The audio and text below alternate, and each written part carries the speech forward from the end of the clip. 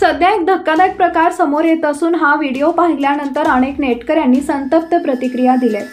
कारण एका मुख्याध्यापकाने महिला शिक्षकाकडे हजेरी लावण्यासाठी अशी काही मागणी केली जे ऐकल्यानंतर तुमचा देखील राग अनावर होईल। तेव्हा काय घडलं हे पाहण्यासाठी नक्कीच संपूर्ण व्हिडिओ बघा आणि अशाच अनेक व्हायरल व्हिडिओसाठी आपल्या YouTube चॅनलला सबस्क्राइब करून फेसबुक पेजला फॉलो करायला विसरू नका। उत्तर प्रदेशच्या उन्नाव जिल्ह्यातील सरकारी शाळेत एक संतापजनक प्रकार घडलाय। उत्तर प्रदेशमध्ये सरकारी शाळेत कर्मचाऱ्यांना हजेरी लावण्यासाठी डिजिटल प्रणाली सुरू करण्यात आली होती। मात्र त्यात त्रुटी आढळल्यानंतर पुन्हा एकदा जुन्या पद्धतीने हजेरी लावण्यात येत आहे।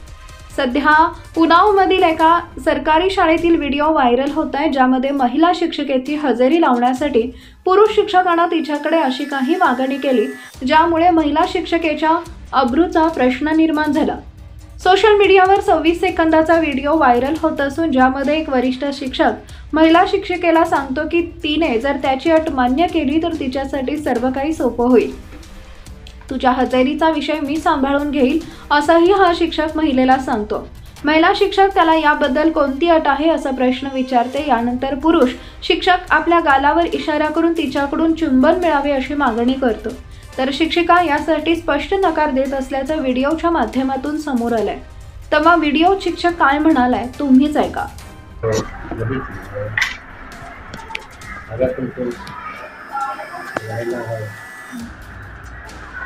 कैसे महिला है तो सर कौन सी सर? नहीं सर, ये हम नहीं मानेंगे। ये तो गंदी बात है सर, ये सब हम नहीं करते।